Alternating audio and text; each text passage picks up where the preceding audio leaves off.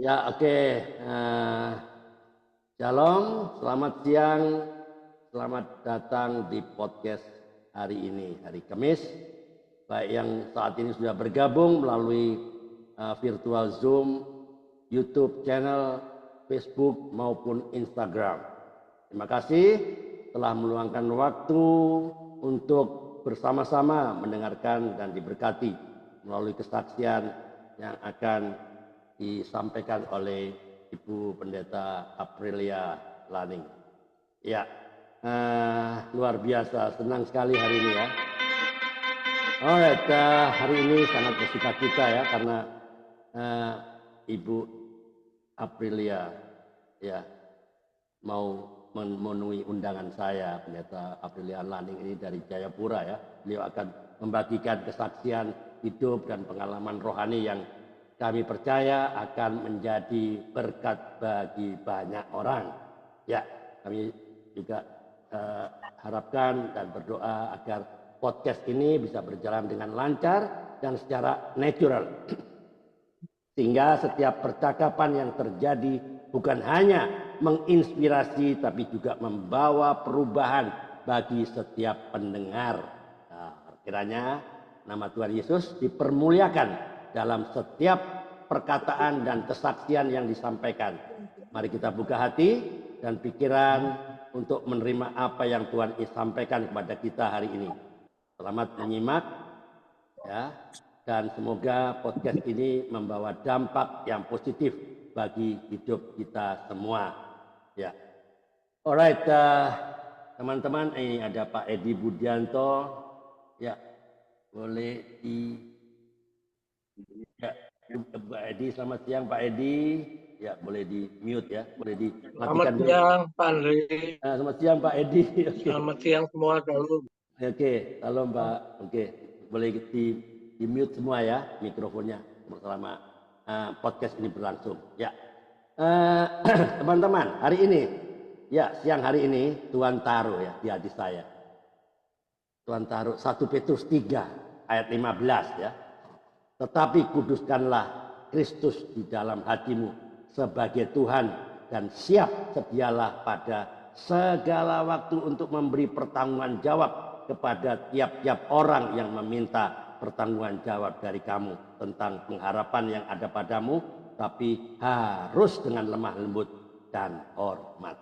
Ya, teman-teman ya, ayat ini menekankan bahwa sebagai orang percaya setiap kita harus siap untuk memberikan kesaksian tentang iman kita dengan penuh keyakinan, tapi juga dengan kelembutan dan rasa hormat. Ya, kesaksian yang nanti dibagikan dalam podcast ini bukan hanya menceritakan pengalaman pribadi dari Ibu Pendeta Aprilia ya, tapi juga menjadi sarana untuk menjelaskan pengharapan yang ada di dalam Kristus ya. Sekaligus kesaksian ini nanti menunjukkan bahwa kesaksian adalah panggilan untuk membagikan karya Tuhan dalam hidup setiap kita, sehingga orang lain dapat melihat dan mengalami kasih serta kuasanya. Mantap, oke, baik ya, dan percayalah kesaksian ini akan sangat memberkati Anda semua. It will be very exclusive and it's gonna be very inspiring. Oke, untuk sahabat yang menyaksikan di YouTube channel, jangan lupa untuk tekan tombol subscribe, like, comment, and share supaya semakin banyak orang yang diberkati oleh konten ini, dan pastikan Anda juga menekan tombol loncengnya ya agar tidak ketinggalan setiap konten terbaru dari kami.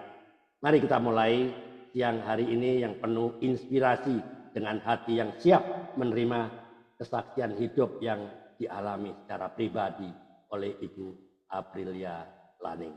Amin ya.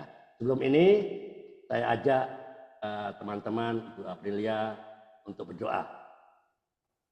Bapak yang Maha Kasih, kami datang ke hadirat-Mu dengan penuh urapan syukur atas kesempatan yang Engkau berikan kepada kami hari ini.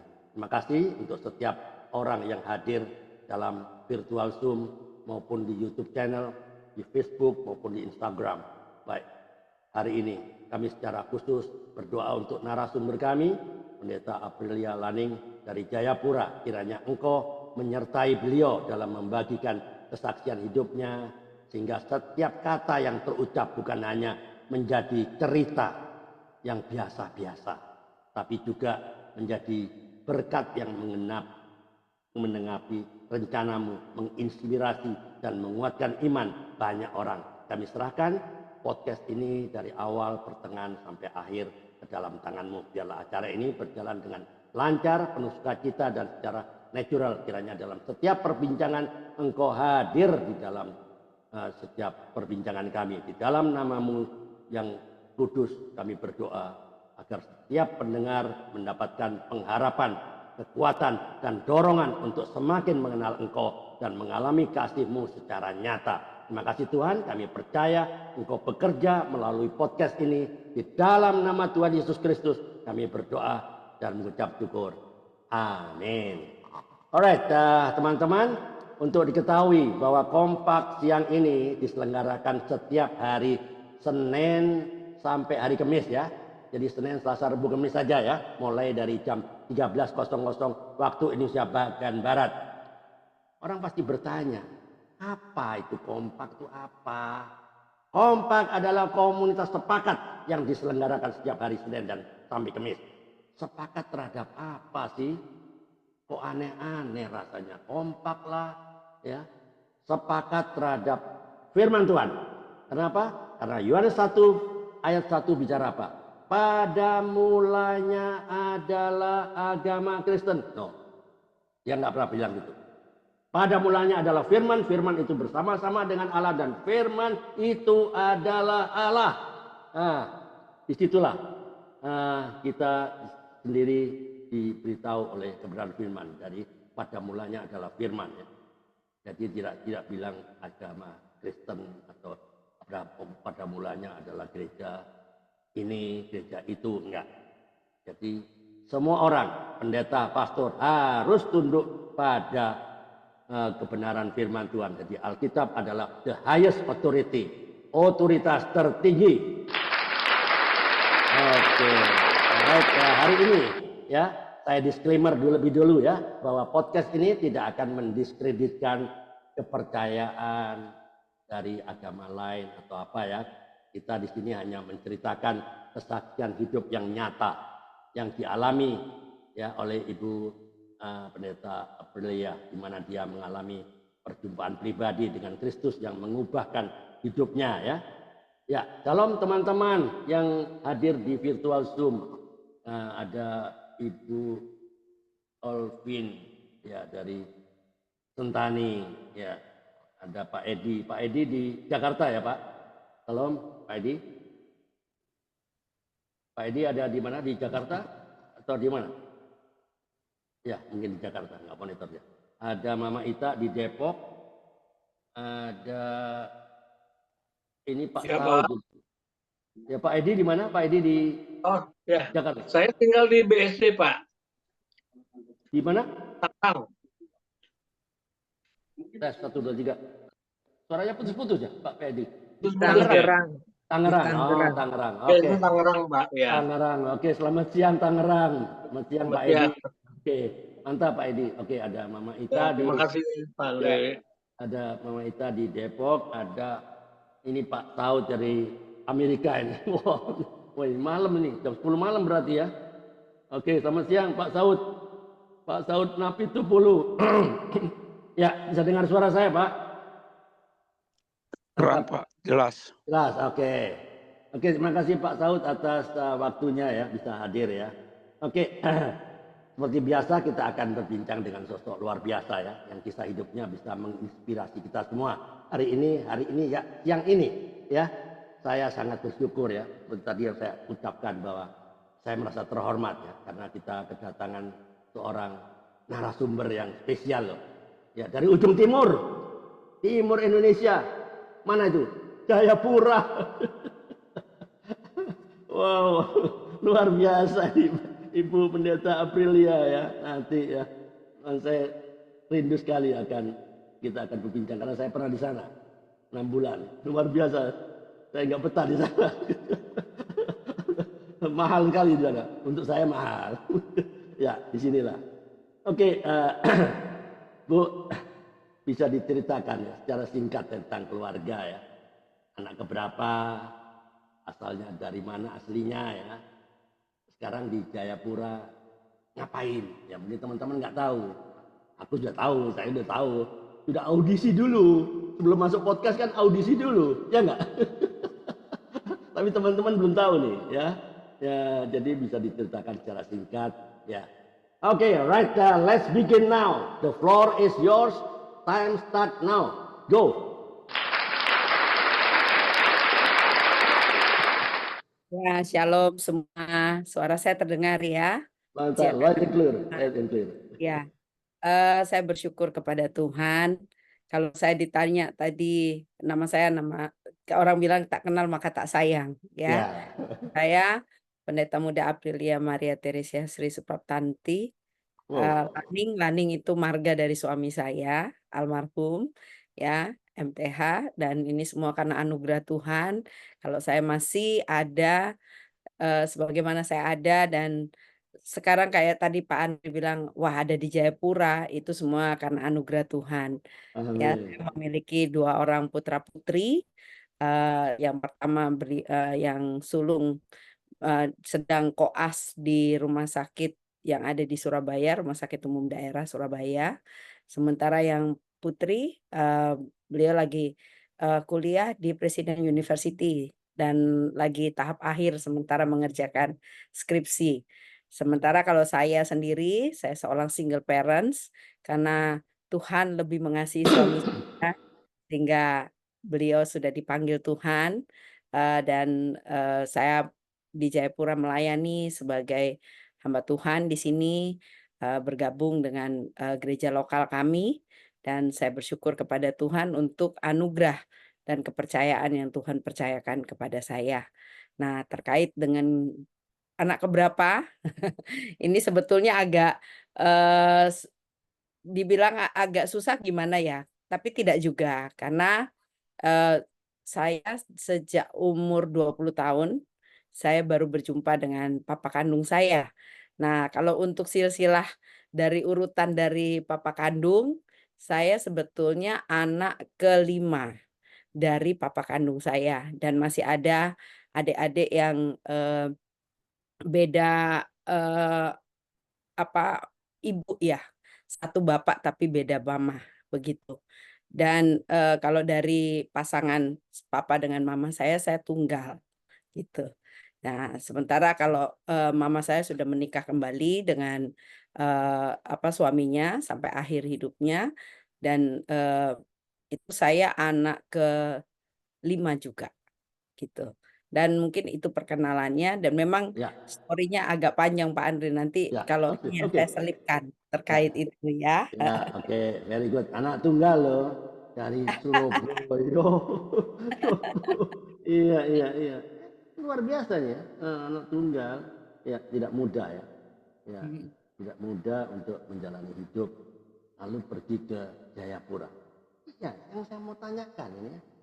Ini betul-betul Wonder Woman ya. Ya enggak? Wonder Woman ini. Berani-beraninya dia ke Jayapura ya. Papua loh. Ya, ujung timur Indonesia.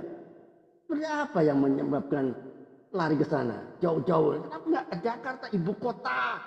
Kan maunya kan orang ini, saya kiblatnya kan ibu kota dong untuk meraih apa Mimpi. rezeki atau apa meraih mimpi ibu kota. Kenapa kok malah lari ke sebelah sana, ujung timur? Ya, apa yang menyebabkan? Apakah belahan hatinya di sana kah? Coba. Iya, karena begini Pak, saya ingat ketika saya waktu kuliah, terus kami tergabung di dalam persekutuan mahasiswa, waktu itu saya sempat ikut di satu camp dan saya dinubuatkan, "Kamu akan, Oh, melayani ke Indonesia Timur, di mana matahari terbit, dan dari sana kamu akan mengajar, kamu juga akan, menjadi berkat untuk dari timur itu kamu akan ke bangsa-bangsa." Gitu. Nah, sejak itu saya nubuatkan, itu saya aminkan. Saya bilang, Tuhan, saya nggak tahu harus dari mana saya bisa pergi ke sana.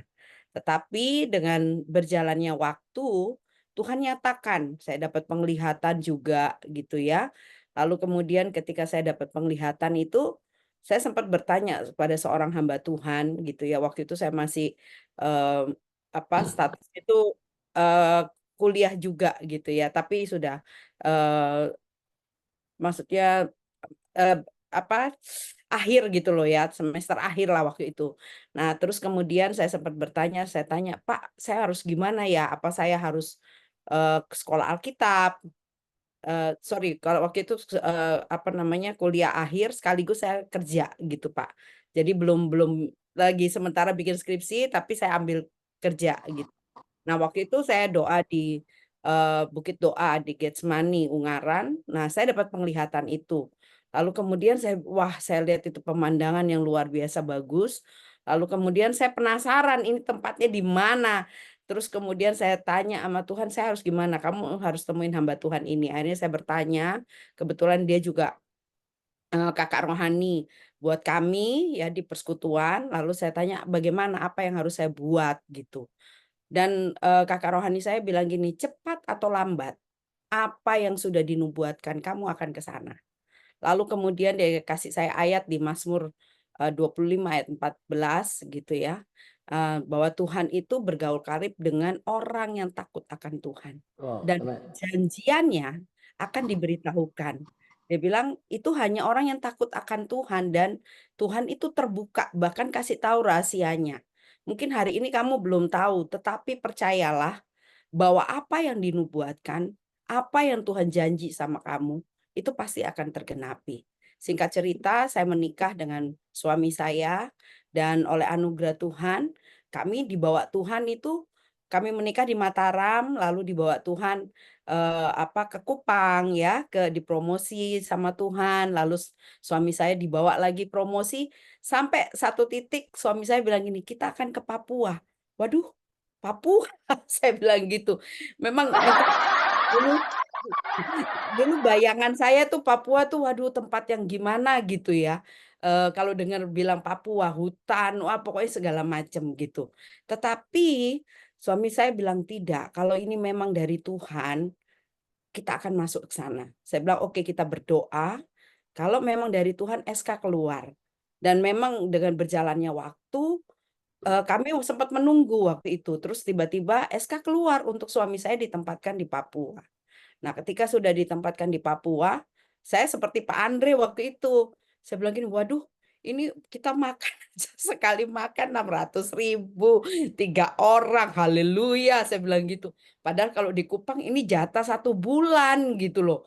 Wah, banyak banget nih, mahal banget gitu. Ya itu pengalaman harus, waktu saya masuk di Papua. Lalu suami saya bilang apa, "Sayang, kalau memang kita ditempatkan di sini kamu ingat Kaleb." Ya, Kaleb itu pilih Hebron. Hebron Iya, itu tempat betul. raksasa yang gede-gede, ya. Iya. Kalau orang bilang Papua itu mahal, segala macem, gede-gede, tapi jangan lupa, Kaleb berani rebut Hebron itu karena apa? Dia lihat Tuhannya besar, lebih besar dari raksasa-raksasa. Kamu lihat Amin. nanti bagaimana Tuhan pelihara kita dengan Amin. caranya yang ajaib, dan puji Tuhan, sampai hari ini Tuhan memelihara Ya. dan Tuhan buktikan dahsyatnya Tuhan. Oke. Oke. Bentar, Bu Prilia. Nanti terlalu cepat ya. Teman-teman masih bertanya-tanya. Pak Laning itu kok ngomong mengenai SK? Apakah dulu Pak Laning itu kerja di PNS atau bagaimana? Ada cerita SK. Teman-teman nggak ngerti nih. Apa itu SK apa gitu? SK Iya, penempatan diri pegawai negeri atau apa? Bisa diceritakan sedikit?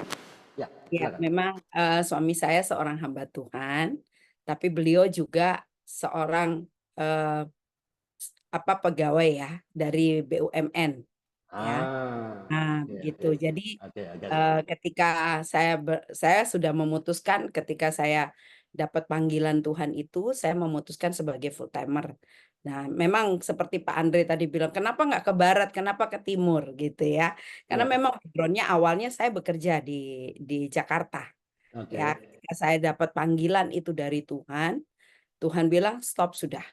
kamu nggak usah bekerja lagi gitu. Kamu melayani aku, saya ditempatkan di satu tempat waktu itu di Mataram, dan itu pun juga saya lewat pergumulan gitu ya, diuji segala macam untuk saya mengambil keputusan sebagai full timer di sana. Dan saya sempat bekerja itu. Terus saya bilang gini, Tuhan, kalau saya bekerja, terus saya berhenti, karena saya ini tulang punggung keluarga, Pak. Waktu Iya, itu ya. oke, ya. Jadi mama saya seorang single parent juga. Lalu dia bilang gini, pas suaminya sudah meninggal, ini gimana adikmu harus dibiayai segala macam. Saya bilang tidak, Mama. Mama harus ingat kalau saya dipanggil oleh Tuhan untuk jadi hambanya, saya percaya Tuhan itu bertanggung jawab.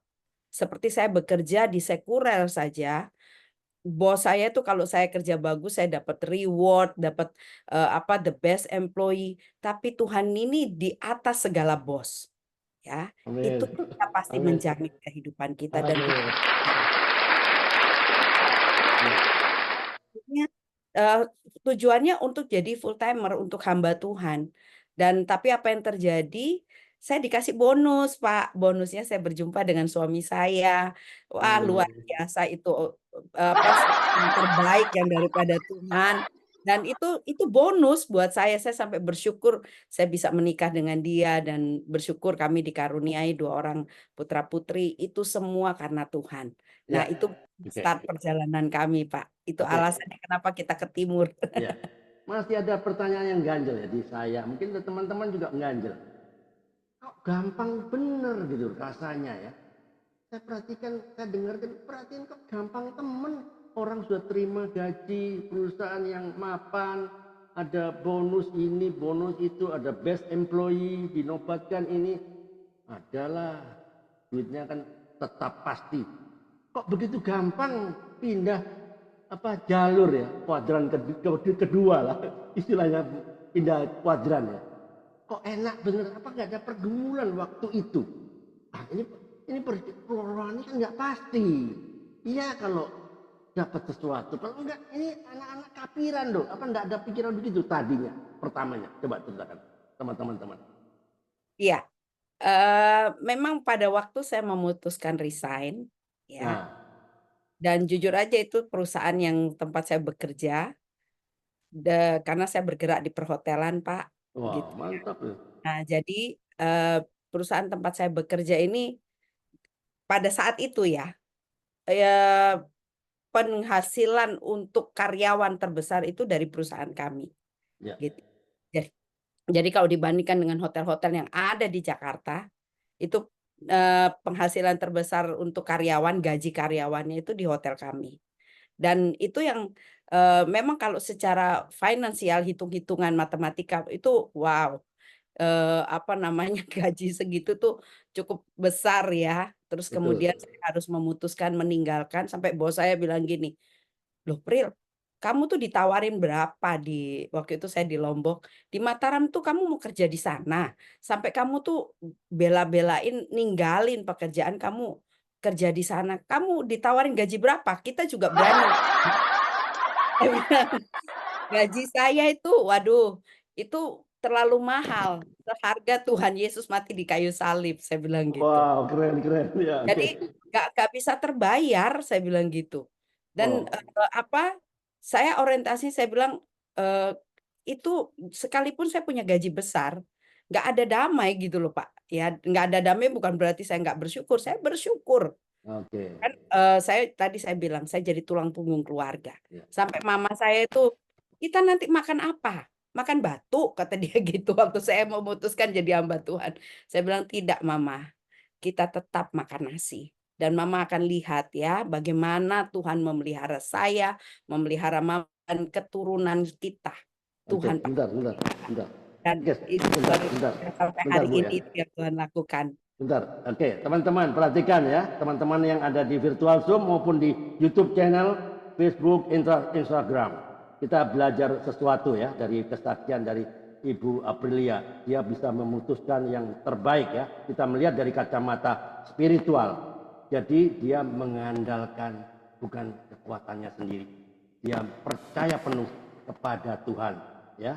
Bagaimana dia dipelihara oleh Tuhan yang rela mati untuk Ibu Aprilia, rela mati untuk saya, dan rela mati untuk semua umatnya demi untuk menyelamatkan, memberikan anugerah keselamatan. Oke, kita dengarkan dan perhatikan baik-baik ya kelanjutan dari kesaksian ini. Lanjutkan, Bu, silakan. Ya, dan puji Tuhan, ketika saya tadinya sempat mama saya tidak setuju. Terus saya saat konsultasi dengan Bapak Gembala tempat saya melayani, beliau bilang, kalau kamu belum dapat berkat dari orang tua, jangan melangkah dulu.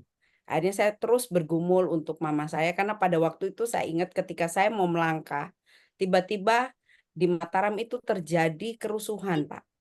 Jadi semua gereja-gereja anak-anak Tuhan yang ada di Mataram itu Oh iya. mengungsi. Ya, lalu mama saya bilang, tuh kan, kamu mau berangkat itu gerejanya udah rata dengan tanah, nggak bisa lagi pelayanan. Akhirnya saya diem karena waktu itu saya memutuskan untuk resign. Tapi Bapak tahu apa yang terjadi? Saya bilang sama Tuhan, Tuhan, saya tidak mau seperti Yunus. Terus, kalau Tuhan Gambar. mengutus, saya percaya Tuhan yang bertanggung jawab atas hidup saya. Saya bukan seperti Yunus, Tuhan. Saya bilang gitu, apa yang harus saya buat? Tapi saat itu Tuhan tidak bicara apa-apa, saya hanya menunggu, menantikan Tuhan mau apa nih. Bapak tahu apa yang terjadi? Nah, kebetulan di perusahaan tempat saya bekerja itu perusahaan asing, Pak. Jadi hotel yang dikelola itu manajemennya dari asing gitu ya. Dan mereka punya aturan kalau sudah keluar ya udah nggak bisa dipanggil lagi atau kita apply lagi gitu. Itu prosesnya agak panjang. Say goodbye ya. Ya, Say goodbye. tiba-tiba saya punya bos ini telepon saya, Pak. Hmm. Sementara saya lagi menantikan itu dia bilang gini, Pril, itu kerusuhan di Lombok. Terus kamu gimana gitu? Saya bilang saya masih menunggu. Saya menantikan Tuhan, apa yang Tuhan mau untuk saya buat. Saya bilang gitu. Right. Sudah sambil menunggu kamu kerja aja lagi. Saya bilang loh, nggak mungkin. Kan kita aturan di kantor nih kan nggak boleh orang udah resign kok masuk lagi gitu. Tapi bos saya tidak, saya bertanggung jawab untuk kamu. Saya bilang Tuhan kok luar biasa. Lalu saya berdoa, Tuhan bilang ya udah kamu kerja lagi. Sementara saya menunggu karena kan pada ngungsi kan Pak gitu pada Iya. waktu kerusuhan itu. Sambil menunggu perkembangan di Mataram, saya bekerja lagi di perusahaan yang sama. Dan itu bukan karena saya tapi bos saya yang panggil saya untuk kerja kembali. Akhirnya ya puji Tuhan saya manfaatkan waktu yang ada, saya bekerja sebaik mungkin sampai dapat the best employee gitu ya. Lalu kemudian ada kesempatan untuk dipromosi pada waktu itu. Nah, sampai bos saya gini, "Ayo sudah kamu training dulu di tempat ini, kalau kamu ini dipromosi ke situ." Tapi Sebentar Bu. Jangan heeh, terlalu jauh. Ini teman-teman bertanya, ini sebagai apa Ibu Aprilia? Sebagai apa kok begitu dibutuhkan sama big boss-nya ini? Sebagai apa sih? Coba bisa ceritakan sedikit. saya di bagian front office pada waktu itu, lalu kemudian ya puji Tuhan lah gitu ya, dengan kesempatan yang Tuhan berikan, saya bilang, "Tuhan, saya akan lakukan ini seperti untuk Tuhan." Wow, Jadi Kolose saya 3:23 dinilai ya. Kolose ya 3:23. 3:23. 23. Wow, Nah, ini itu seperti jadi untuk Tuhan. Tuhan saya dan saya hambanya gitu. Jadi Oke. apapun yang saya kerjakan, saya lakukannya seperti untuk Tuhan. Iya, Jadi betul. saya harus lakukan dengan segenap hati, saya harus lakukan yang terbaik buat Seperti untuk Tuhan ya. Ini teman-teman perhatikan ya. Dia hanya sebagai front office saja. Yaitu yang dipandang sebelah mata katakanlah gitu ya. Dibanding posisi-posisi yang lain. Tapi ternyata Tuhan ikut turut bekerja ya. Tuhan turut bekerja. Dia bisa bekerja lewat situasi apapun juga, kondisi apapun, entah Lombok yang kerusuhan itu nggak peduli. Kalau Tuhan turut bekerja, Roma 8:28. Tapi yang penting ini front officer yang melakukan pekerjaan dengan sesuai dengan Kolose 3:23. Hasilnya apa? That's the best. Oke, lanjut. ya, khususnya kalau di front office itu kan banyak bagian-bagiannya. Kebetulan saya di bagian operator telepon pada waktu itu. Dan saya bersyukur sama Tuhan, sekalipun di balik layar, Tuhan itu nggak tutup mata gitu ya. Saya bisa meraih the best employee gitu ya. Kalau nggak salah itu 2 kali saya dapat pas sementara ada kesempatan bekerja itu. Terus kemudian eh, pas ada kesempatannya itu tadi saya bilang training untuk dipromosi itu, tiba-tiba Roh Kudus bilang di hati saya, stop, berhenti bekerja. Sekarang waktunya untuk kamu pelayanan. Lalu saya sempat sampaikan ke orang tua saya, waktu itu mama saya sampaikan, mama saya minta izin ya untuk saya melayani Tuhan. Mama saya sudah bergumul 6 bulan itu untuk saya mau pelayanan ini gitu ya. Lalu kemudian mama saya tidak bilang iya atau tidak, dan dia ambil keputusan, kalau mama nggak percaya mama berdoa tanya sama Tuhan deh, saya bilang gitu.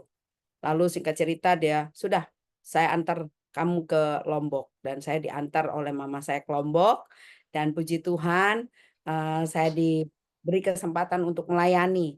Dan waktu itu sempat 1 tahun di Lombok, tiba-tiba dia datang lagi ke Lombok, lalu dia bilang gini sama Bapak Gembala saya mau ajak April ke Amerika, katanya gitu. Buat apa? Untuk kerja di sana, katanya gitu. Udah cukup dia jadi pendeta, biar dia ini. Terus Bapak Gembala saya bilang gini, lah ini dikembalikan ke April, April mau atau tidak gitu. Tapi karena Tuhan taruh saya hati untuk jadi hambanya gitu ya. Lalu saya bilang, tidak Mama, saya tetap melayani Tuhan. Biar sudah Mama berangkat dengan adik, ya kebetulan adik saya sudah selesai kuliah, saya dorong untuk adik saya berangkat, dan puji Tuhan sampai hari ini adik saya sudah jadi warga negara di sana ya, di Amerika. Waktu itu, dan beliau pulang dari Amerika, sempat tinggal dengan kami di Kupang, dan sampai akhir hayatnya puji Tuhan beliau meninggal di Kupang gitu. Puji Tuhan, Pak. Ya, oke. Ya, ngomong-ngomong semua keluarga kandung ya, lain ibu ya, ada nggak yang belum percaya atau menyeberang lah, sudah percaya tapi menyeberang karena perkawinan atau apalah? Ya, Kalau nah, dari keluarga kandung, karena begini Pak, saya juga baru mengerti kalau mama saya dengan papa saya itu sudah pisah gitu ya. oh, Eh, itu juga karena waktu saya berjumpa dengan Tuhan ya. Jadi kita nggak bisa memilih dari mana ya, kita itu betul, dilahirkan. right. Dan saya juga ketika saya lahir baru, saya coba membangun hubungan dengan Tuhan, dan sampai hari ini saya bangun terus hubungan dengan Tuhan, dan puji Tuhan sampai satu ketika Tuhan itu menyatakan bahwa papa yang membesarkan saya itu bukan papa kandung. Lalu Oh, kemudian saya gini, Tuhan, kalau dia bukan papa kandung saya, berarti papa kandung saya ada dong di mana gitu ya. Nah, terus kemudian eh, Tuhan bilang, apa yang kamu minta kalau misalnya kamu ketemu papamu? Lalu saya bilang ini, Tuhan, karena Tuhan itu buka kronologi, maksudnya bukan kronologi, dibukakan latar belakang tentang papa saya ini. Lalu saya cuma minta satu hal. Saya bilang, Tuhan, saya minta papa saya bertobat. Papa amin, saya terima Engkau sebagai Tuhan dan Juru Selamat, dan saya rindu dia hidup di dalam kebenaran. amin. Karena papa saya ini seorang nahkoda kapal, Pak. Jadi di mana kapal Oh, disandarkan, di situ ya Bapak banyak mengerti banyak ya, ya, ya tahu saya. ada Oke, sandaran hati. standar hati. Oh, oke, oke. Jadi Banyak bukan banyak sandaran banyak kapalnya saja gitu. banyak kuntilanak. Nah, Ya, begitu sih. Tapi itu I kan get the point. I get the sebelum point. dia mengenal Tuhan. Ya, Tapi saya bersyukur kepada Tuhan. Akhirnya singkat cerita, saya coba cari tahu. Dan itu Tuhan yang menuntun saya untuk ketemu dengan papa saya. Mama saya sama sekali tidak memberitahu. Jadi hmm, pada kamu harus pergi ke sini. Saya ikuti tuntunan Roh Kudus. Ketemu orang ini. Nah, dari sini kamu harus ke sini, ke sini, ke sini. Singkat cerita, saya akhirnya menemukan keberadaan papa saya di mana. Dan puji Tuhan, saya waktu tahu keberadaan papa saya sampaikan ke mama saya. Mama saya kaget. Kamu tahu dari mana gitu? Saya bilang itu semua Tuhan, Ma. Saya bilang gitu. Ada ya, mantan istri, ada mantan suami, tapi mantan anak tidak ada. amin. Ya, Jadi saya harus bangun hubungan dengan papa saya bilang gitu. Saya tahu papa saya harus mendengar kabar baik itu supaya dia diubahkan oleh Tuhan. Puji Tuhan, oleh anugerah Tuhan saya boleh dipertemukan sama papa saya waktu itu saya sekitar umur 20 tahun. Jadi dari lahir saya tidak pernah ketemu papa saya, dan ketika umur 2 saya jumpa dengan dia, dan sejak pertemuan kami sering membangun hubungan. Saya sering bersaksi, saya kirimkan buku-buku rohani, dan kalau ada kesempatan saya cuti gitu ya, saya pergi ke sana untuk nggak ada cara lain untuk berbagi hidup dan menyaksikan Tuhan itu luar biasa mengasihi saya dan mengasihi papa. Saya bilang, "Papa, saya tidak mendendam ya dengan apa yang papa saya sudah lakukan kepada mama saya, tetapi satu hal saya rindu papa diselamatkan." Puji Tuhannya Amin. ketika dia berumur 60 tahun, dia datang ke tempat kos saya waktu itu, dia sambil berkaca-kaca dia bilang, "Pril, papa mau sampaikan." "Kenapa?" "Papa terima Yesus sebagai Tuhan dan Juru Selamat dan dibaptis, Pak Andre." Oke, sebentar, sebentar ya. Nangis sama Tuhan. Hmm, Saya bilang, "Tuhan, terima kasih, doa saya dijawab sama Tuhan." Oke, Dan oke. enggak itu saja, tapi papa saya bilang gini, "Bukan hanya papa, tapi adik-adikmu juga memberi diri dibaptis." Saya bilang, "Tuhan, terima." Wow, keren, Jadi keren. bonus satu orang di sana. Keisi rumah. Oke, alright, oke, Bu Aprilia ya. Nah, teman-teman ya, perhatikan ya. Perhatikan kalau Anda semua mendengar dengan menyimak baik-baik. Ya. Perhatikan, dia tidak pernah dikasih tahu sama ibunya di mana tempat ada bapaknya berada, tapi Roh Kudus yang memberitahu. Kalau kalau dia Ibu April ini tidak punya relasi yang intim dengan Tuhan, omong kosong. Kalau dia bisa mengerti tuntunan Roh Kudus. Inilah pentingnya kita belajar ya. Kita simak ya kesaksian dari pengalaman hidup Ibu April. Jadi relasi dengan Tuhan itu sangat penting. Ya, jadi supaya dapat tuntunan Roh Kudus ke sana. Dia tidak pernah dikasih tahu loh di mana ayahnya berada. Kenapa bisa tahu? Ibunya pun heran, ya enggak? Nah, itu siapa? Roh Kudus. Kenapa bisa Roh Kudus? Karena ada relasi. That's the point kita semua belajar ya di sini ya. Teman-teman di Facebook, Instagram maupun di YouTube channel. Di sinilah kita pentingnya. Terus jaga relasi kita dengan Tuhan sehingga kita punya masuk ke dalam alam bawah sadar kita.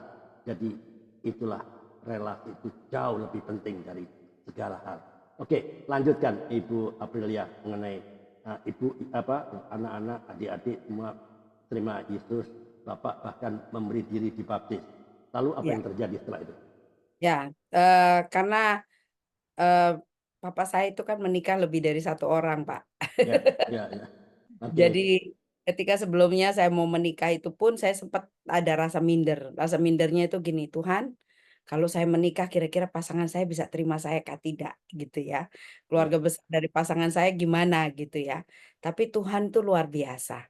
Ketika saya dipertemukan dengan suami saya, puji Tuhan, suami saya bilang, "Ya, kan kamu nggak pernah memilih dengan siapa kamu akan dilahirkan, itu sudah, apa, penetapan Tuhan gitu loh. Ya. Dan kamu harusnya bersyukur kejadianmu tuh dahsyat dan ajaib. Ya apa yang Tuhan buat di Mazmur 139, Ya. hari-hari yang Tuhan, rancangkan dalam hidupmu, itu semua ada di dalam rencananya Tuhan. Rancangan Tuhan ya. Ya, Oke. jadi, bersyukur untuk semua yang kamu lalui, yang Tuhan izinkan terjadi dalam hidupmu. Dan dari situ saya bersyukur kepada Tuhan, suami saya dan keluarga besarnya, mertua bisa menerima keberadaan saya bilang gini, "Tuhan saya punya 2 bapak, saya punya 2 mama," gitu ya. Nah, tapi saya bersyukur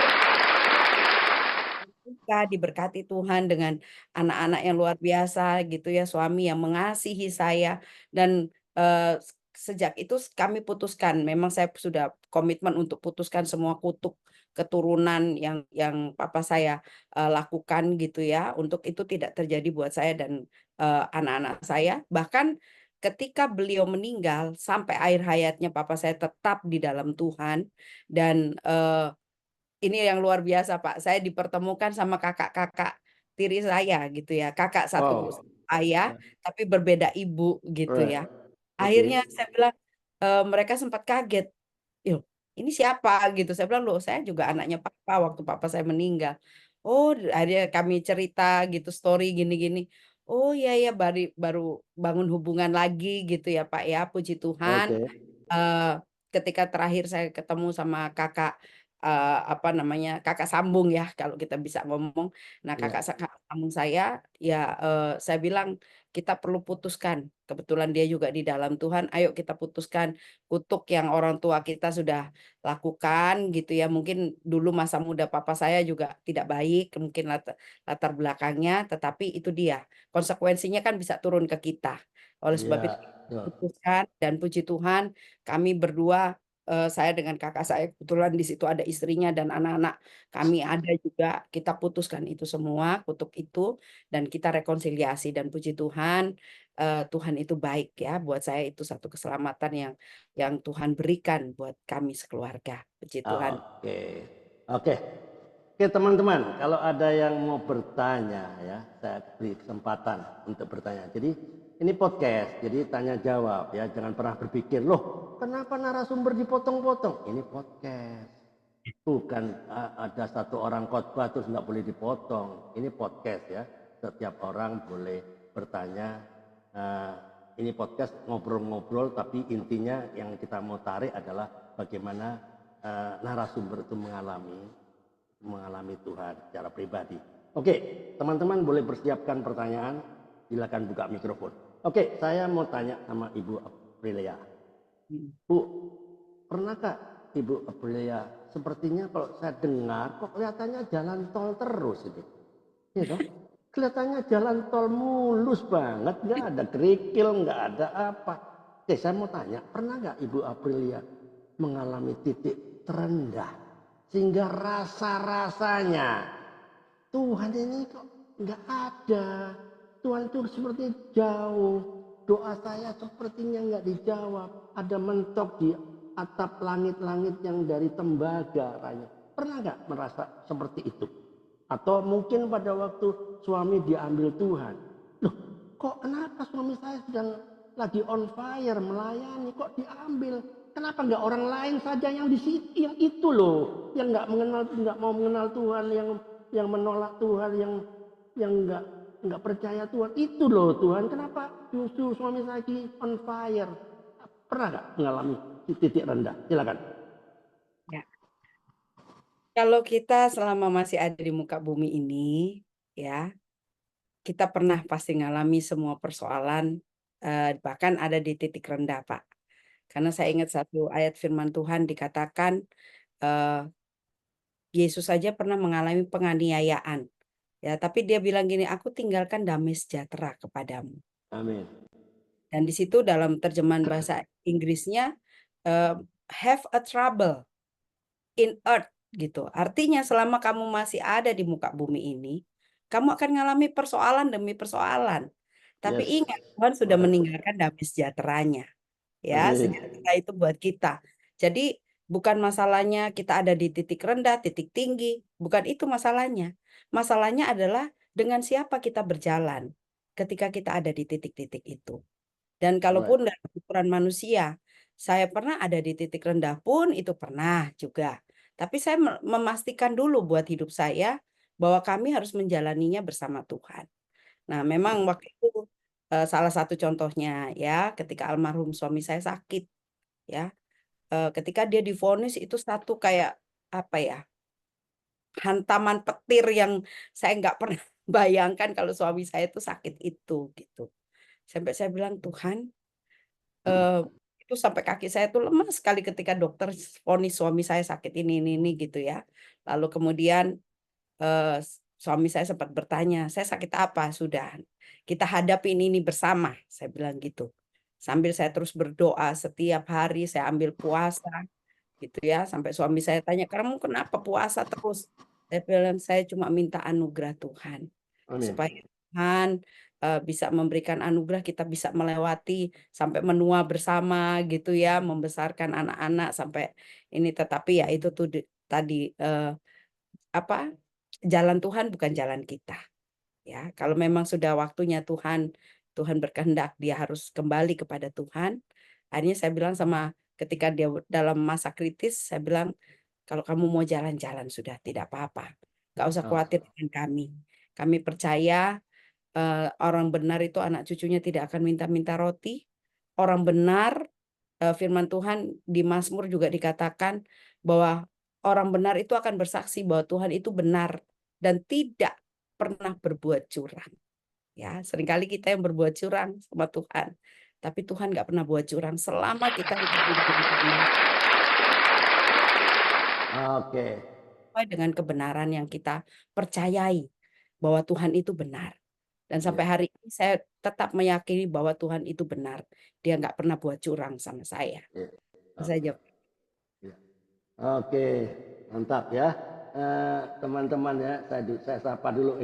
Makin banyak ini saya nggak ada yang kenal ini. Oke, ini Pak Dwi Susanto, Jakarta ya pasti. Oke, selamat siang Pak Dwi Susanto. Ada dari Jambi, Ibu Uli Cidauruk, Jambi hadir. Pak Yumbuk, selamat siang Pak Yumbuk dari Sumba. Ada dari Turin, Italia. Ibu Ria Worang, ya. Ibu Ria Worang, ya. Ada lagi siapa lagi? Ibu Arianca Katopo. Wah, siapa yang nggak kenal? Itu nama family name Katopo. Itu penulis terbesar yang terkenal di Indonesia ini ya. Marianca Katopo. Ini Arianca Katopo nih ada. Oke, selamat siang Balikpapan. Ini di Balikpapan ya. Ada Cici Mel. Oh, ini Melani kah? Selamat siang. Apa kabar? Depok. Ya. Ada Pak Darwan di Bali tuh Pak. Pak Darwan. Ya. Pak Darwan ya. Sudah saya sapa tadi pagi. Ya, dia masuk tadi, masuk duluan ya. Selamat siang Pak Darwan. Orang biasa tapi dipakai Tuhan secara luar biasa. Amin. Ya, oke. Bagi apa tuh orang biasa? Ya. Oke, teman-teman, ada pertanyaan yang ada di dalam hati boleh disampaikan. Tenang aja, kita ini podcast ya. Boleh tanya apa kira-kira bertanya. Tidak harus saya semua. Boleh teman-teman kalau ada yang bertanya, boleh buka mikrofon dan bertanya. Ada Pak Edi. Saya mau tanya Pak. Oh, Pak Edi Budianto. Bentar Ya. Pak.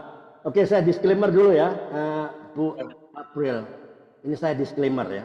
Jika ada pertanyaan dari saya ataupun dari peserta di sini, di Kompak atau di Virtual Zoom atau di Facebook, Instagram maupun di YouTube channel.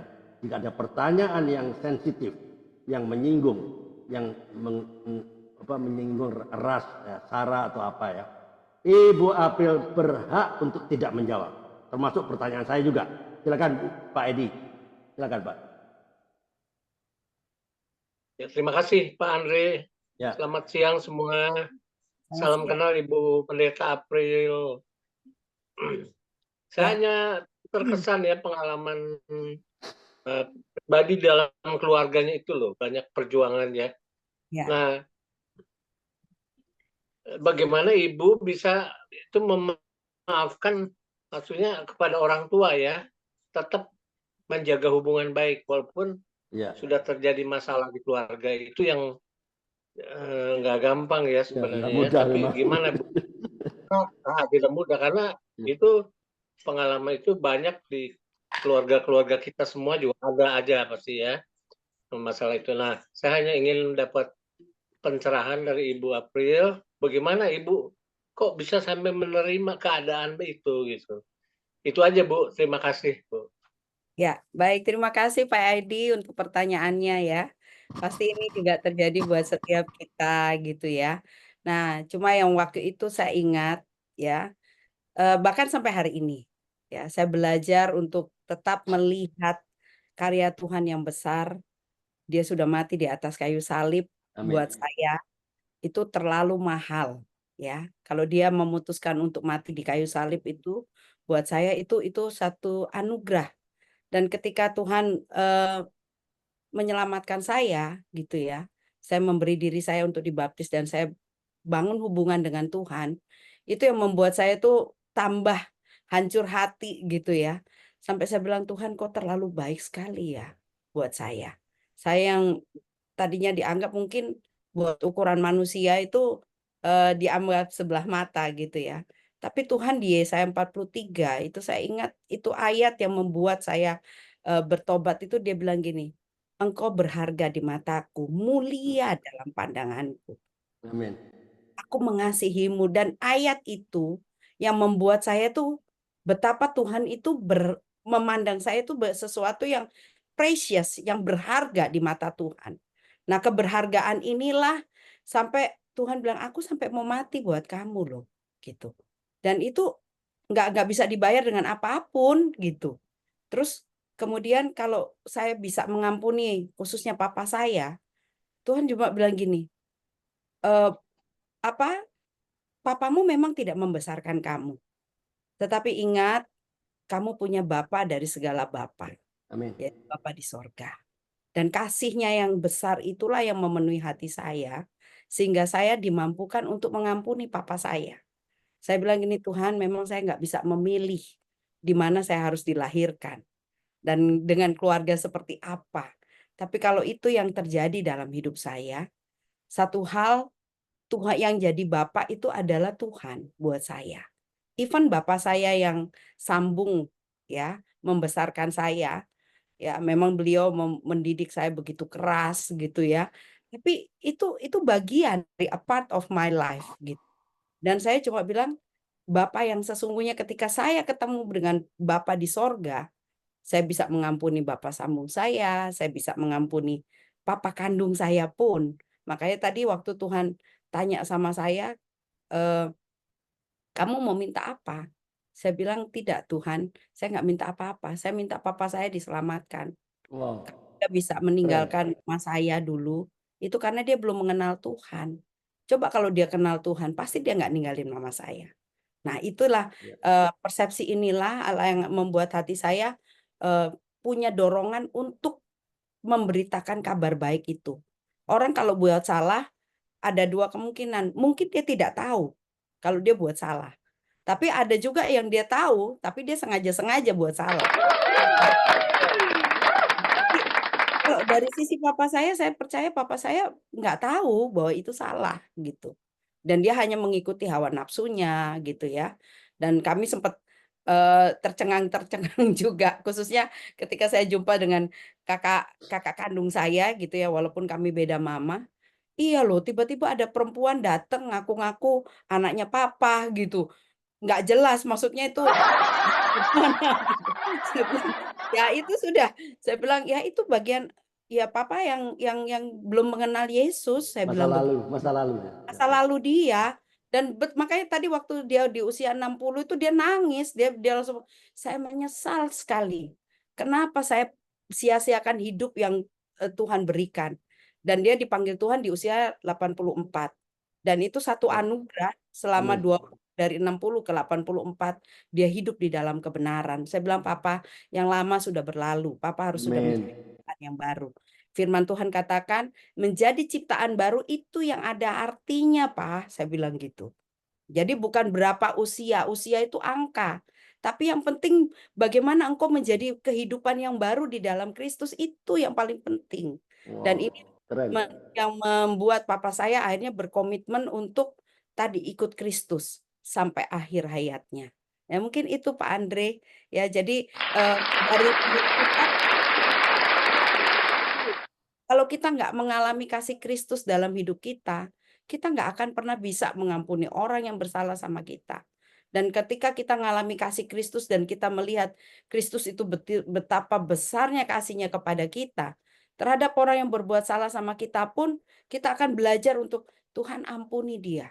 Mungkin kita diomongin di belakang, kita dijelek-jelekin, kita cuma bilang Tuhan ampuni. Berkati dia Tuhan, karena dia tidak tahu apa yang dia perbuat. Kalau dia tahu, dia pasti tidak akan dia sama seperti ahli Taurat yang menyalibkan Yesus, kalau dia tahu, dia pasti tidak menyalibkan Yesus. Iya, Mungkin baik. itu Pak Edi, ya Tuhan berkati. Wah, keren. Keren, Terima mantap. kasih Bu. Super sekali nih saya hari ini Luar siang hari ini. biasa. Ya, ada lagi yang mau ditanyakan Pak Edi? Tangerang? Pak Edi Tangerang, ada yang mau ditanyakan lagi? Oh, enggak ada. Nggak ada, ya oke. Teman-teman, kalau ada yang mau bertanya silakan open mic ya. Kata ini podcast ya. Jadi jangan ada yang berpikiran, loh narasumber kok dipotong-potong? Ya, berarti nggak mengerti podcast berarti dia. Oke, kalau Pak Edi nggak bertanya, saya yang bertanya. Oke, teman-teman siapkan pertanyaan ya, tidak perlu saya karena Di kepala saya ada banyak pertanyaan, 100 pertanyaan ada. Ya, saya tidak pernah kehabisan pertanyaan. Teman-teman siapkan pertanyaan ya. Setelah saya silakan siap. Bu April, Ibu pernah nggak merasa gagal di perjalanan hidup ini? Merasakan gagal? Kok kelihatannya jalan tol, saya tidak melihat gagal. Coba, pernah nggak ada kegagalan yang betul-betul sebetulnya there is no other way, nggak ada jalan lain? Coba cerita, silakan. Ya, kalau untuk gagal pernah sih Pak, gitu ya. Gagal membangun hubungan gitu ya. Tapi kembali lagi kita harus belajar dari kegagalan itu. Gitu. Semua orang mungkin harus ada ruang di dalam perjalanan itu, sama seperti anak-anak ya, ketika mereka belajar untuk berjalan, ada saatnya dia jatuh. Ya, lagi namanya belajar jalan gitu kan. Nah, tapi harus ada ruang. Kita pun juga kan sebelum menjadi orang yang bisa lari, bisa jalan kita mungkin tertatih-tatih gitu loh Pak, ya. Tetapi itulah ketika kita jatuhnya kemana dulu? Kalau jatuh di tangan Tuhan, saya percaya Tuhan yang akan menjadi kekuatan buat kita, yang akan memampukan, oh iya ya, saya pernah gagal di sini. Tapi bukan berarti kegagalan itu tidak bisa membuat kita gagal seterusnya, gitu ya. Gagal total lah istilahnya gitu. Ya, firman Tuhan kan katakan bahwa orang benar ya 7 kali orang benar itu jatuh ya, gagal, tapi dia bangkit lagi. Gitu. Tuhan yang memberi kekuatan kepada dia untuk bangkit lagi. Itu pun saya alami. Saya pernah gagal gitu ya, tapi saya bersyukur kepada Tuhan ya Tuhan izinkan. Tuhan bilang gini, nggak apa-apa, justru kalau kamu gagal, belajar dari kegagalan itu. Supaya ke depan kamu jauh lebih baik lagi. Nah, seperti itu. Sepertinya kata-kata Ibu April ini kata-kata diploma. Bisa diceritakan, bisa dielaborasi lebih detail ya. Kegagalan dalam hal apa? Kalau nggak berkeberatan ya. Ini saya disclaimer dulu ya. Kalau memang kegagalan itu menyinggung suatu sensitif. Karena kata-kata Ibu mengenai barusan diceritakan ini kata-kata diploma. Aku nggak ngerti, teman-teman mungkin nggak ngerti juga nih, mungkin bukan manggut-manggut tapi nggak paham. Coba bisa dielaborasi, pernah gagal dalam apa? Kalau nggak beratan boleh jawab, silakan. Ya mungkin gagal, maaf ya, putus cinta waktu mencari pasangan hidup. Gitu. Cakep lah.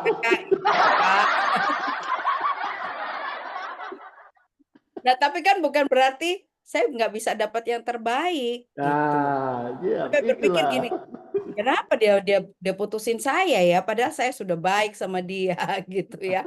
Terus nggak neko-neko gitu ya. Itu yang ada di kepala saya. Saya diputusin gitu loh. Itu kan jadi satu kegagalan gitu ya Pak ya. Akhirnya sampai Tuhan cuma bilang gini, loh aku sudah kasih kamu siapkan yang terbaik. Berarti kalau kamu gagal dengan dia, berarti bukan dia yang terbaik buat kamu. Gitu. Jadi ada yang terbaik yang Tuhan simpan buat kamu dan benar gitu. Saya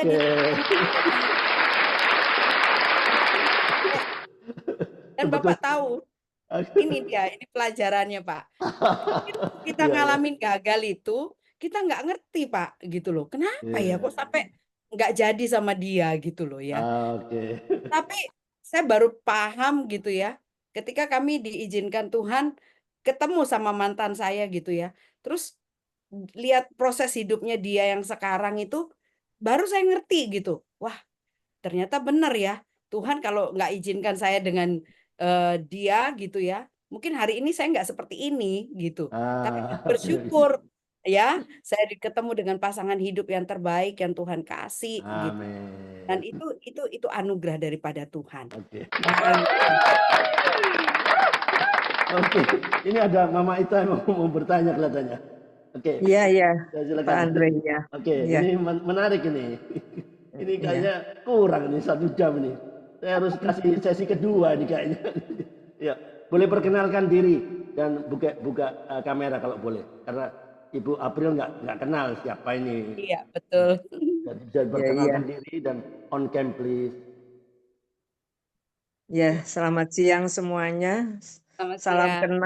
Salam kenal untuk Bu April ya, yang di wilayah Matahari Terbit ya, Papua. Iya. Jayapura. Jayapura ya. Saya sangat kagum sekali perjalanan hidup Ibu. Saya memberikan apresiasi yang sebesar-besarnya karena karya Tuhan yang begitu dahsyat di kehidupan Ibu ya.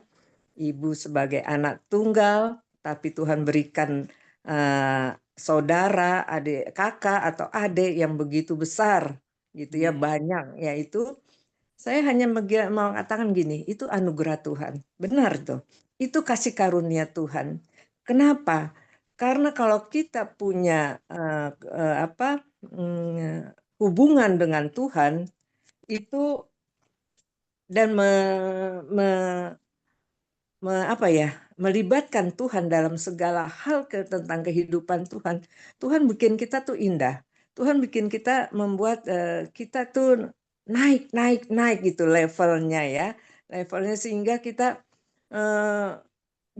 jadi berkat. Jadi berkat bagi ya di komunitas kita di Kompak ini, bagi komunitas ibu yang ibu dapatkan orang tua yang akhirnya ujungnya bertobat, bahkan umurnya panjang, saudara-saudara yang bertambah. Jadi kita bukan lagi tunggal, jadi banyak gitu ya, gitulah. Nah, itulah yang saya katakan, kalau nggak ada kekuatan yang dari Tuhan, kita nggak akan dapat visi misinya Tuhan atas hidup kita. Makanya saya bilang, apa yang saya harus mau tanyakan kepada Ibu? Kegagalan aja kita jadikan berkat. Kan itu. Kegagalan aja kita jadikan berkat. Amin. Itulah yang saya jadi berkat juga saya buat kami semua di sini yang mendengarkannya. Amin.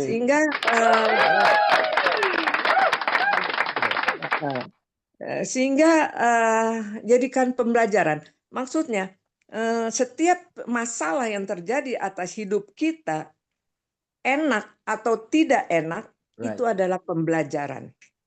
Ya. Pembelajaran itu ya, saya hanya pernah begini. Saya waktu itu memang bukan orang pelayanan seperti Ibu. Saya dari dunia sekuler juga sebagai guru gitu. Terus begitu pensiun terjun ke dunia pelayanan. Saya heran-heran loh, kaget-kaget. Loh, kok orang Kristen seperti ini? Saya timbul di hati saya, kok begini ya pelayanan? Katanya melayani Tuhan, kan gitu. Tapi itulah yang jadi pelajaran buat saya ya. Amin. Benar. Sehingga kita mengenal Kristus itu bukan hanya di luar orang yang tidak mengenal Tuhan, tapi di dalam orang yang ada di pelayanan kita. Ya, dia juga manusia yang dalam proses-proses hidup. Sehingga juga kita belajar dari situ. Jadi saya akhirnya bisa mengerti, saya bisa karena hubungan yang erat dengan Tuhan. Tuhan ajarin kita ampuni dia. Ya. Ada yang mau ditanyakan? Yang saya mau tanyakan, susah nih Pak Andre bertanya karena terlalu bisa dilewati lah. Jadi saya hanya memberikan gini loh. Saya memberikan apresiasi lagi yang sebesar-besarnya untuk Tuhan, di mana Tuhan pakai Bu Aprilia sebagai alat Tuhan dimanapun ditempatkan, bahkan di Kompak ini. Itu aja Pak Andre. Terima kasih. Mantap. Luar biasa. Terima kasih Mama Ika. Ya, oke. Right. Karena waktu tidak banyak ya, jadi saya harus akhiri. Sebelum berakhir ya, Bu Aprilia, jadi bisa berikan pesan moralnya kepada teman-teman yang ada di virtual Zoom ini. Ada 14 orang dan di YouTube channel ada 88 orang di YouTube channel ya. Oke, dan di Facebook nggak tahu berapa ini, Instagram juga. Bisa berikan sedikit pesan moral apa yang Ibu dapatkan selama mengalami Kristus dan perjumpaan pribadi dan ya lika-likunya. Coba sampaikan pengalamannya, pesan moralnya. Silakan. Ya. Sebelum saya jawab pertanyaan Bapak, ini ada di ruang chat Pak. Ini ada pertanyaan dari Pak Dwi Susanto. Pernahkah Ibu Oh, oke. merasa sedih dalam pelayanan? Oh iya, Oh, pernah ya. Kita kadang-kala suka diperhadapkan dengan situasi-situasi yang membuat kita mungkin menangis, sedih ya. Tapi sekali lagi, saya selalu yakin dan percaya Allah turut bekerja dalam segala sesuatu wow. ya, untuk Roma mendatangkan 8:28. buat kita yang mengasihi Tuhan. Jadi ketika saya ngadapin gesekan atau rasa sedih gitu ya, saya cuma belajar untuk Tuhan, pasti ada sesuatu hal yang Engkau lagi berbicara Yes, that's the one. kepada saya lewat situasi ini That's the ya. one. That's the Dan one. saya belajar untuk menyerahkan rasa sedih saya ini kepada Tuhan. Ya, seperti firman Tuhan katakan, ketika Kristus menderita, ya, ketika dia dicaci, dia tidak membalas dengan caci makian, tetapi ketika dia menderita, dia menyerahkannya kepada Allah sebagai hakim yang adil. Nah, saya Amin. belajar untuk menyerahkan itu kepada Tuhan. Karena saya juga nggak bisa jadi hakim buat orang lain.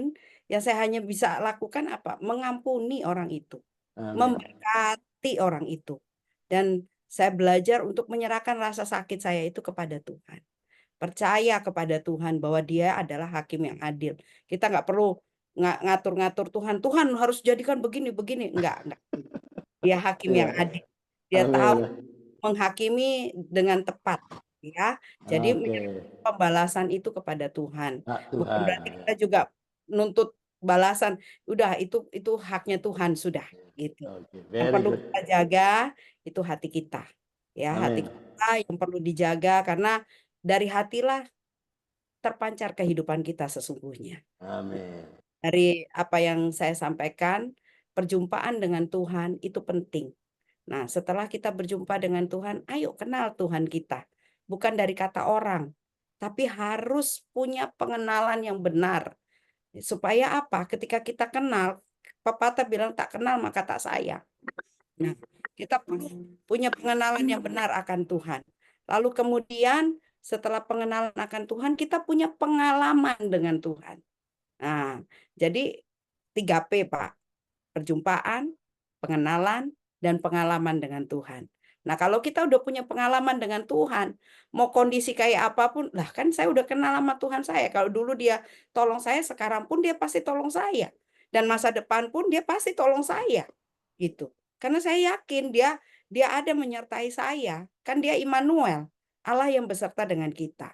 Apapun masalahnya, kita melewati itu semua dengan siapa? Kalau kita berjalan dengan diri kita sendiri, ya kita nggak akan sampai ke tujuan. Tapi kalau bersama dengan Tuhan, sekalipun kita berjalan dalam lembah kekelaman, Daud katakan, aku tidak takut sebab Engkau beserta. Nah, gadamu dan tongkatmu itu yang menghibur aku. Engkau yang mengurapi kepalaku dengan minyak. Engkau menyediakan hidangan bagiku di hadapan lawanku. Pialaku penuh melimpah. Kebajikan dan kemurahan belaka itu yang akan mengikuti. Dan ingat yang pertama, Tuhan harus menjadi gembala agung kita. Ya, kalau Tuhan yang jadi gembala agung kita, tak akan kekurangan kita. Mungkin itu Pak Andre. Ya, oke, boleh disimpulkan pesan moral tadi panjang. Bisa pendek, bisa pendek saja untuk teman-teman di virtual Zoom kompak. Pendek kepalanya sakit ya. Panjang-panjang kepala sakit. Bisa disimpulkan Ya, apa? Pak Andre, sebelum disimpulkan Pak, ada pertanyaan pendek aja. Ya. Pendek aja jawabannya ini. Ya, pendek aja. Mudah-mudahan nggak panjang. Ya, Ibu Bu April luar biasa ya. Terima kasih atas kesaksiannya. Nah, yang perlu saya tanyakan tuh yang terakhir tadi, Bu. Kesimpulan menurut Ibu bisa disampaikan kepada kita bagaimanakah pengalaman Ibu atau apa ya, satu peristiwa bagaimana caranya untuk dapat berjumpa dengan Tuhan menurut Ibu. Karena pengalaman perjumpaan orang dengan Tuhan itu berbeda-beda. Kalau menurut Ibu yang spesifik di mana boleh disampaikan perjumpaannya? Ya, perjumpaan yang secara spesifik ya Pak ya. Yang pasti yang pertama perjumpaan lewat kebenaran firman Tuhan. Ya, kita harus berjumpa dalam kebenaran, kasih dan kuasa Tuhan. Ya, kita jumpa ini dulu, ya, kebenaran Tuhan. Ya, kebenarannya itu ada di mana? Di firman-Nya, gitu. Karena firman Tuhan itu adalah Tuhan itu sendiri yang berbicara kepada kita. Makanya kita perlu sekali baca firman Tuhan, merenungkan itu dalam kehidupan kita. Yosua 1 katakan bertindak hati-hati sesuai dengan apa yang tertulis di dalamnya, tidak menyimpang ke kiri atau ke kanan. Dan perkatakan firman Tuhan itu supaya perjalananmu berhasil dan beruntung. Nah, ketika kita jumpa dengan firman-Nya, Roh Kudus jangan lupa. Roh Kudus itu Allah yang omnipoten ya, dia selalu hadir di mana saja. Omnipresent ya. Omnipresent, dia selalu hadir di mana saja.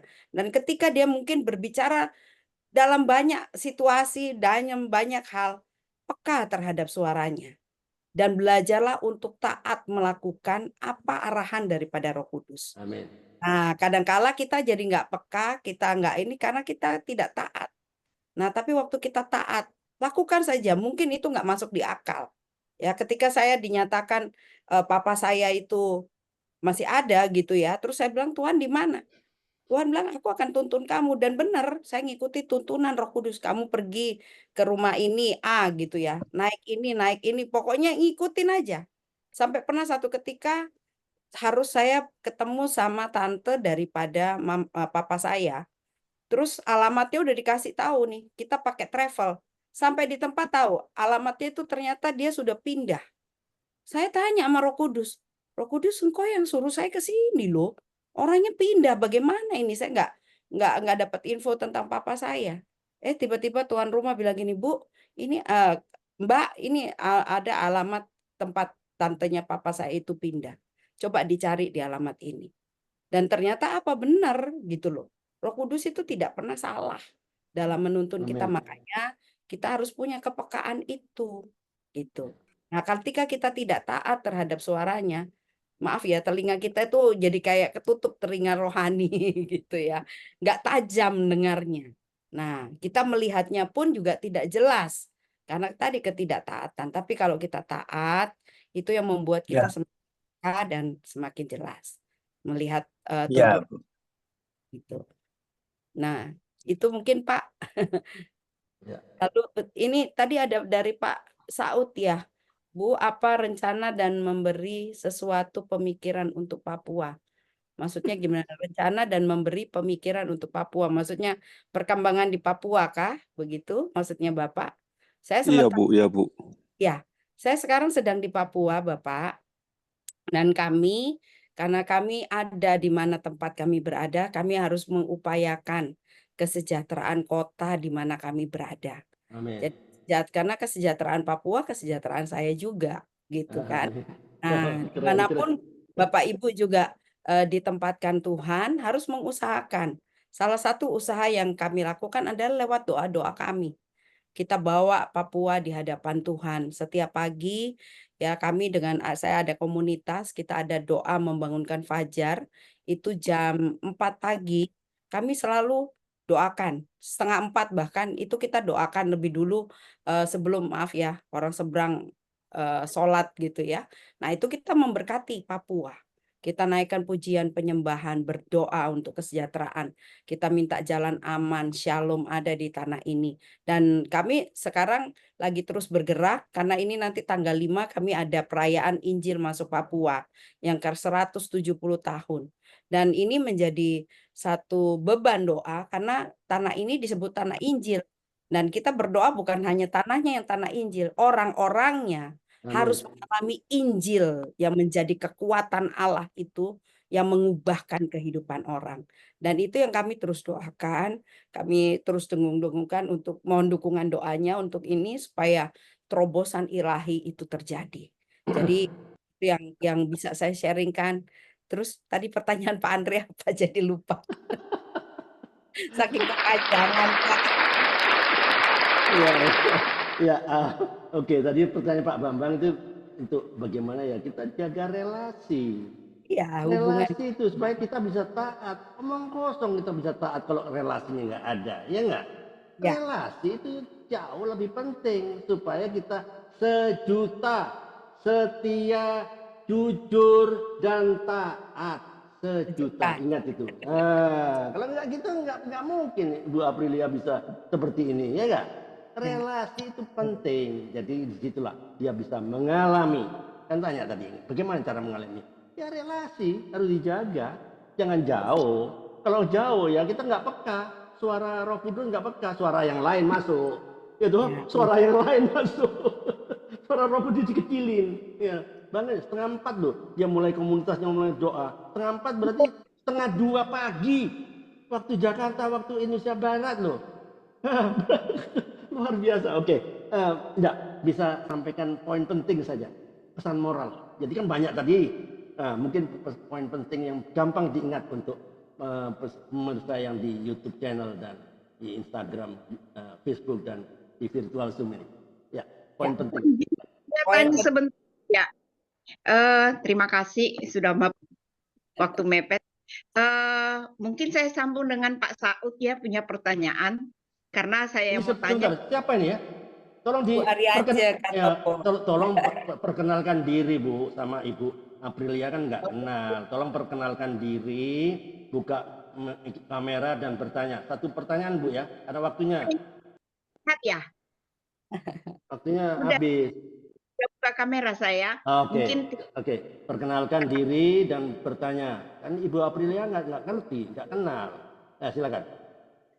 Oke. Perkenalkan saya Ariance Katopo, Balikpapan ya, Kalimantan Timur. Ya, saya guru. Jadi saya pensiunan guru, Bu. Nah, dengan saya nyambung dengan Pak Saud punya pertanyaan, jadi progres apa? Jadi itu kita kan ibaratnya ada patah ora et labora, bekerja dan berdoa, berdoa dan cepat bertindak. Kemudian itu sekiranya karena di sana kan banyak ya, kalau kita melihat di ini, mendengar di TV Papua, harus kita banyak berbuat sesuatu di sana ya kan.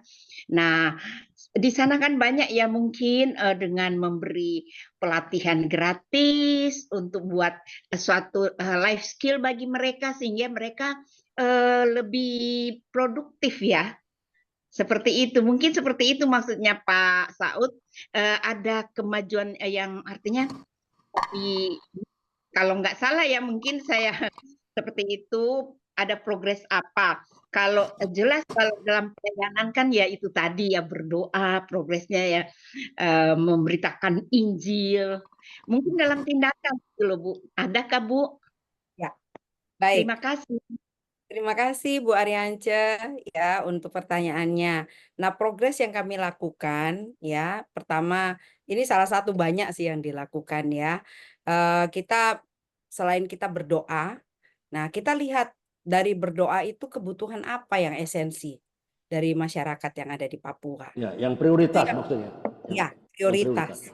Dan kami melihat di sini yaitu kebutuhan untuk memperlengkapi mereka, khususnya kami bergerak di anak-anak ya, anak-anak dan wanita. Kalau saya wanita dan di komunitas kami itu di anak-anak. Kita punya rumah-rumah baca, Bu, gitu. Nah, rumah baca ini kenapa kita butuhkan? Karena banyak anak-anak di sana, maksudnya di Papua ini gitu ya. Mereka mungkin secara tingkatan ya SMP lah gitu ya. Tapi sangat miris gitu ya. Satu ketika saya ngajar Komsel, itu anak umur kelas 6 nggak bisa baca, Bu. Gitu. Ya. Itu buat kami langsung ya, kelas 6 loh. Kalau mungkin di Jawa kelas 6 itu udah bahasa Inggris, wow, udah ini nggak bisa baca. Dan tidak sedikit yang kami temui mahasiswa itu nggak bisa baca gitu. Nah, ini kan satu hal yang membuat kami itu jadi beban ya, untuk bukan hanya berdoa, tapi kami harus berbuat sesuatu melihat kenyataan ini. Akhirnya rekan-rekan, ayo kita bikin rumah baca gitu. Nah, rumah baca ini itu adalah di mana kita buka kelas-kelas gitu ya, di mana di rumah baca ini kita bukan hanya ajari anak-anak itu untuk berdoa, ajari anak-anak kenal Tuhan, tetapi kita kayak bikin bimbel gitu loh Bu, ya. Tapi gratis gitu. Nah, kalau Bapak Ibu punya buku-buku yang perlu ini mungkin bisa dimanfaatkan jadi berkat untuk di sini, bisa kan nanti kami akan salurkan gitu ya di rumah-rumah baca ini. Karena itu butuh, ternyata mereka butuh informasi ini gitu loh. Bukan hanya sekedar cek di internet saja, tetapi kan perlu pendampingan gitu ya. Nah, di rumah-rumah baca inilah kita ajar anak-anak itu untuk memuji menyembah Tuhan. Terus kemudian dan banyak Bu, dari kegiatan rumah baca ini banyak terobosan terjadi.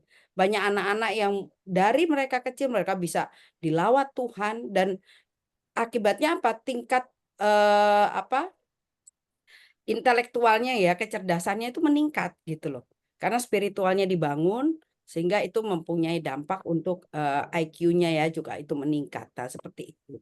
Mungkin itu yang progres kami lakukan dan bukan hanya itu saja, kami juga di wanita, kami ada pelatihan-pelatihan seminar untuk memperlengkapi para wanita ya sebagai wanita cakap dan berdampak. Ini yang kami bagikan ke mereka supaya mengubah paradigmanya mereka. Bagaimana menjadi wanita di dalam Tuhan itu seperti apa. Nah, seperti Ya, itu yang kita lakukan Ibu gitu ya. terima Oke. kasih Pendeta. Mungkin nanti saya minta nomor WA-nya ya, bisa jadi saya bisa maaf ya Bu, bukan menggurui, maaf Bu Pendeta.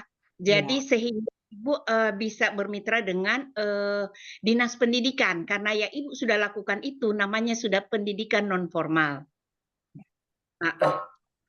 Jadi sehingga anak itu bisa ada ijazah.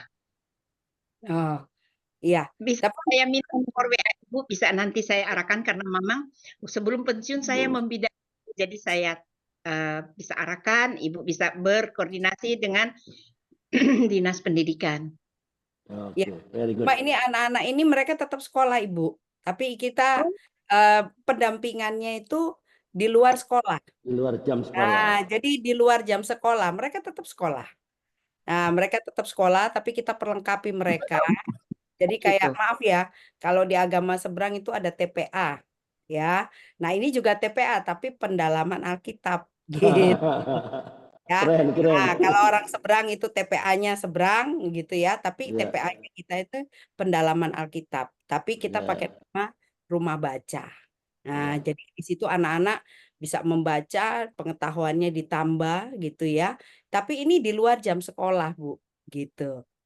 Jadi itu yang kita lakukan. Oke, keren, Dan bukan keren. hanya belajar secara keilmuan pengetahuan saja, tapi yang lebih spiritualnya itu yang kami bangun, Ya. gitu. Itulah dari Oke, alright. Terima kasih Bu Arianca atas pertanyaannya. Ya, satu kata Bu, pesan moral untuk teman-teman semua. Moralnya adalah terhubung dan terkoneksi. Ya, Nah, terkoneksi, itu aja. relasi yang Ya. ingin dibangun setiap hari, bukan setiap minggu sekali, sebulan sekali, setiap hari. Oke, alright. Oke, pesan dari saya yang saya tangkap ya, dari kalau saya boleh closing statementnya dari kesaksian dari Ibu Aprilia ya. Poinnya yang saya tangkap itu semua orang pasti pernah mengalami kegagalan, ya enggak? Ya seperti Ibu Aprilia tadi, kan saya pancing tadi, pernah nggak gagal? Pernah, kebetulan mengenai love story. Ya oke. Jadi semua yang ada di sini pastilah pernah mengalami yang namanya kegagalan, ya enggak?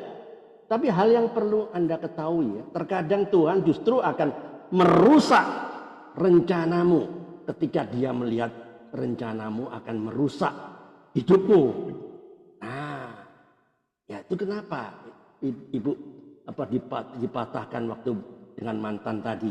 Karena mungkin rencana Tuhan sudah melihat akan merusak hidupmu, ya. Jadi poinnya yang paling penting, ya perhatikan saya ke depan ya, perhatikan ya.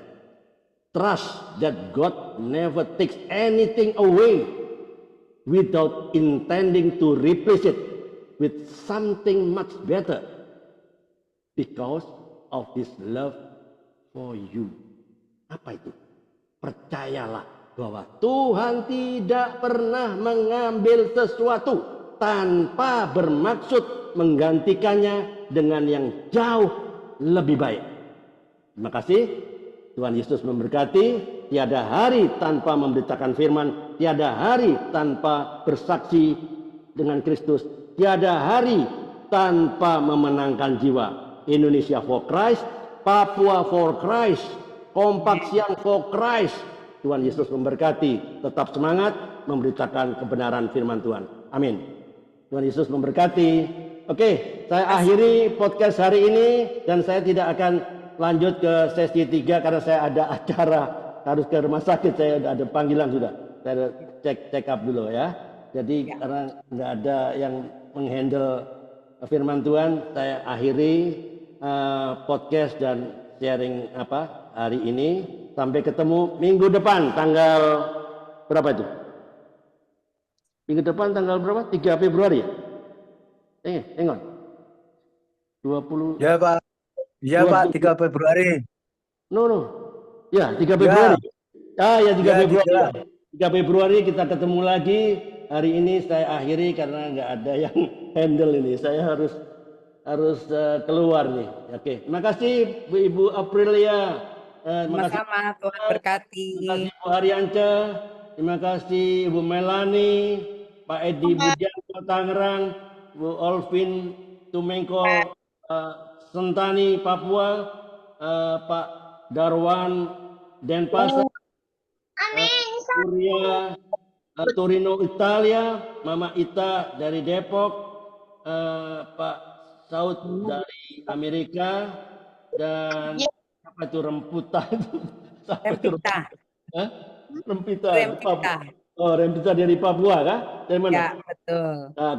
Oke, sampai ketemu hari Senin ya dengan Zoom yang sama. Kita akan dengan narasumber yang dahsyat dari ini. Nggak ada yang nggak dahsyat karena perlu audisinya sama saya. Jadi saya pilih orang-orang yang betul-betul menginspirasi dunia. Amin. Tuhan Yesus memberkati. Oke. Terima kasih. Tuhan memberkati. Tuhan berkati. Shalom. Shalom.